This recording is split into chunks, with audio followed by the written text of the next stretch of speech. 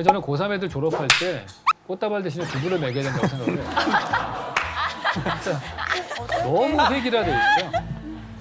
인격 형성이 되는 그 12년의 가장 중요한 시기에 이 아이들은 똑같은 교실에서 12년 동안 그러니까 다양성을 경험해보지 못하는 거예요. 그러니까 이 아이들은 자기랑 조금만 다른 생각 가진 애를 보면은 야, 쟤 왕따 이상한 애야. 그래서 왕따 시키는 거예요. 지금 보면은 우리나라의 학교는 학교 교실이 하나가 있는 그 50개쯤 카페 놓으면 학교가 되거든요. 디자인이 되게 쉬워요. 중학교 가도 똑같고 고등학교 가도 똑같고 옆 도시로 전학 가도 똑같아요. 대전, 대구, 광주, 서울 할 거 없이 다 똑같이 생겼어요. 그렇게 똑같이 생긴 데 갇혀가지고 거기서 공부만 하고 있는 애를 보면 누구랑 제일 비슷하냐 하면은 양계장의 닭이랑 제일 비슷한 거예요. 그런데 12년 동안 키운 다음에 얘를 졸업할 때 야 너만의 길을 가라. 청년이 도전의식과 꿈을 갖고 살아야지. 이딴 소리 하는 그거는 양계장에서 12년 동안 자라난 닭을 보고서 닭장에서 꺼낸 다음에 독수리처럼 날라고 하는 거랑 똑같은 거예요. 그런 일이 일어날 수가 없는 거죠.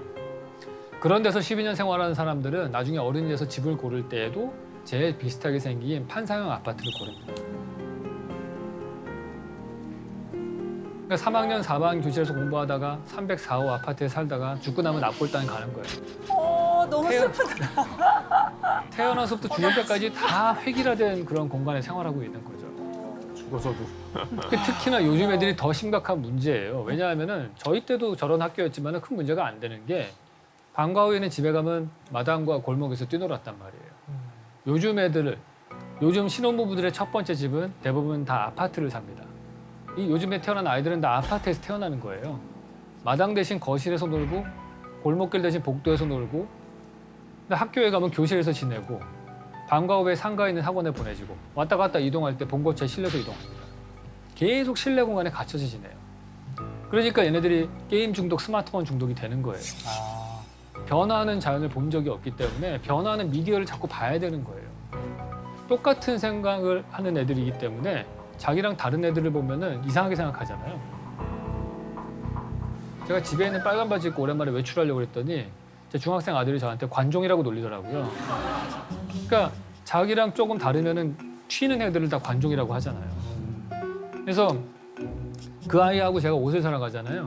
그러면 옷을 고르면 다 까만색 아니면 회색 옷만 골라요. 색깔 있는 옷을 권하면 못 입어요. 얘네들은.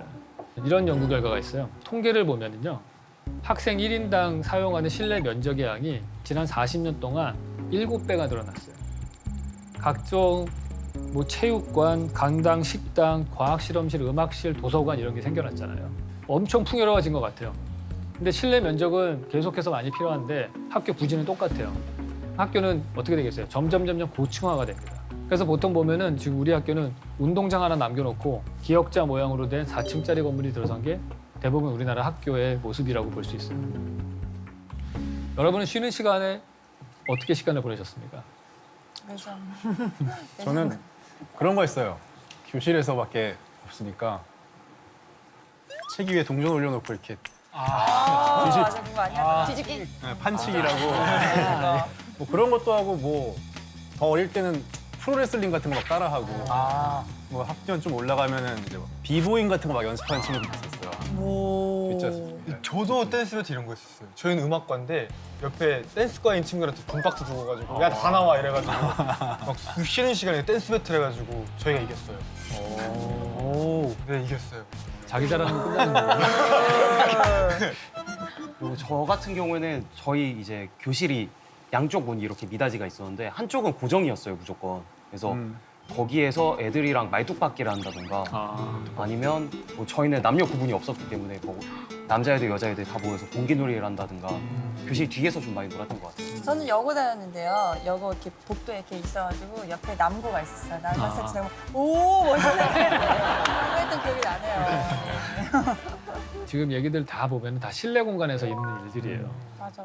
그러니까 우리가 50분 수업하고 10분 쉰단 말이에요. 10분 쉬는 시간 동안에 어떤 애가 4개층을 뛰어내려가서 한 1, 2분 놀다가 다시 뛰어올라고 그러겠어요. 그러니까 다 교실과 복도만 왔다 갔다 하는 정도 수준인 거예요.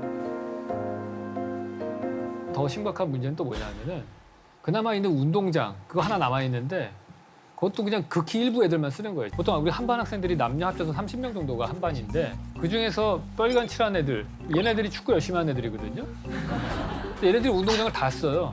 그러니까 전교적으로 보면 한 20% 정도 되는 애가 운동장을 다 쓰고 있고 나머지 80%의 얌전한 남학생들, 여학생 애들은 스탠드에서 핸드폰 보고 있고 그런 거예요. 그러니까 얘네들은 어디 갈 데가 없어요. 나온 밑에 책도 보고 싶고 친구랑 담소도 나누고 싶고 그런 공간이 없어요. 우리가 학교를 보면은 짱 먹는 애가 누구냐 하면은 축구 잘하는 애 아니면 공부 잘하는 애입니다. 축구하는 운동장이랑 공부하는 교실밖에 없어서 그래요.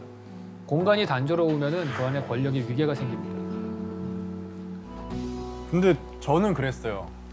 점심시간 되면은 축구공이 한 6, 7가지 나왔어요. 그래서 저는 그때 고등학교 1, 2학년 때 이를 교정했었거든요. 네. 마냥 우리 공을 쫓아다니다가 다른 공이 제 입을 팡 쳐가지고 입 안이 다 헌적이 있었거든요. 네, 맞아요. 그런 것도 참 보면은 문제인 것 같아요. 너무 한 운동장을 여러 명이 동시에 쓸 수밖에 없다는 거. 네, 그렇죠. 근데 공공건축물의 또 다른 문제점은 뭐냐면 평당 공사비가 있어요. 제가 우리나라 공공건축물의 평당 공사비 그래프를 보여드릴게요.